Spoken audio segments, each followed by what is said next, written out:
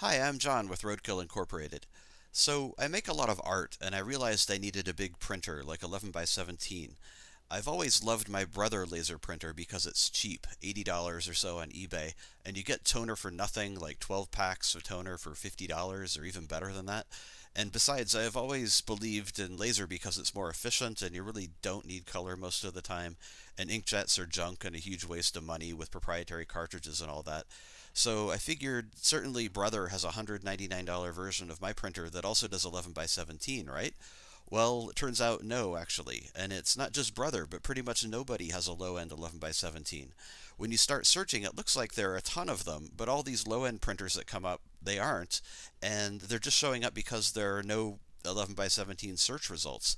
The only ones that actually do 11 by 17 are super expensive. So that was a depressing realization.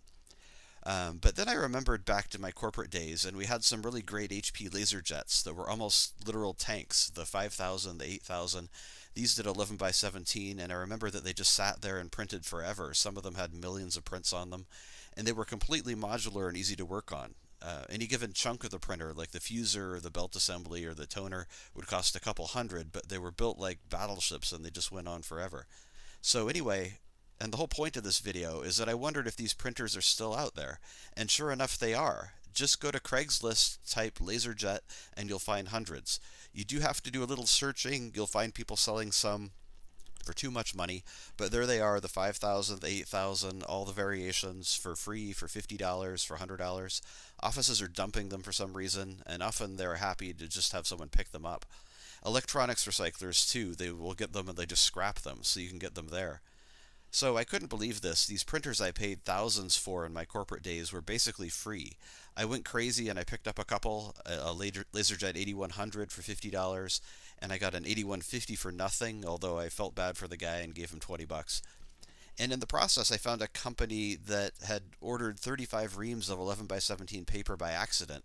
And not only that, but the high quality, super glossy HP paper. So they gave me that for free. I'm not kidding. These companies are super happy you're simply willing to show up and take the stuff away. It's pretty unbelievable.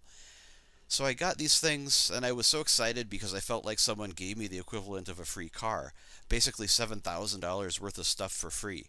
Of course, it's not worth that now technically, but the thing is with printers, they still do exactly what they were meant to do, and they still do it just as well. So they're 100% as useful as the day they cost thousands of dollars way back. Whereas computers, there's a good reason they lose their value, because a $3,000 laptop from 20 years ago just isn't going to accomplish what you need a laptop to do now. So another great thing about these printers is that they're built to last and totally expandable. And this is embarrassing to say, but I dropped this one and bent up the casing, which I'll need to fix. But on the other hand, the inside of the printer was totally unharmed, and it's also sort of impressive that these things are, like I said, literally built like tanks, and they're indestructible. But anyway, these printers are totally expandable. I got a duplexer unit, which allows you to print both sides 11 by 17. I got two of those for, I think, $30 each.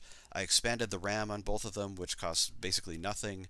I got gigabit Ethernet cards for like $12 each for both of them. Even a USB card for $10, so you don't have to deal with Ethernet because these are generally network printers. That's something you'll have to deal with. So you can see how these things are totally modular and expandable, and even stuff like toner and the bigger components are only like $20 or $30 now on eBay. So that was a relief to realize. Yes, you'll be using third-party components a lot of the time, but honestly, who cares if you have an HP or third-party toner at this point?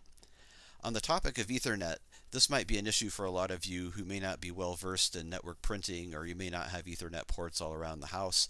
I'd recommend figuring it out though, because being able to print from any computer in the house is great.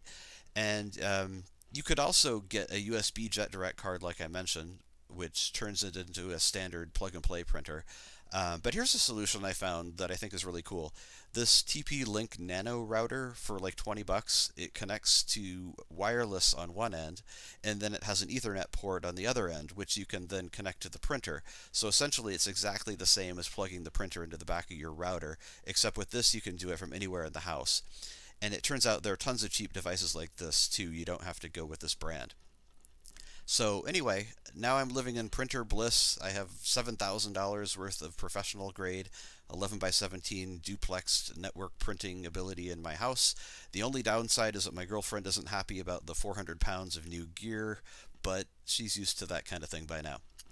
So I hope this was helpful or at least mildly amusing, and I hope it inspires you to go find an old printer instead of buying a new piece of junk, which is probably not anywhere near as high quality anyway. And if you don't mind, please subscribe to my channel. I'm trying to do this YouTube thing, so if you wouldn't mind subscribing so I don't feel hopeless and pathetic, I'd really, really appreciate it. Thanks a lot.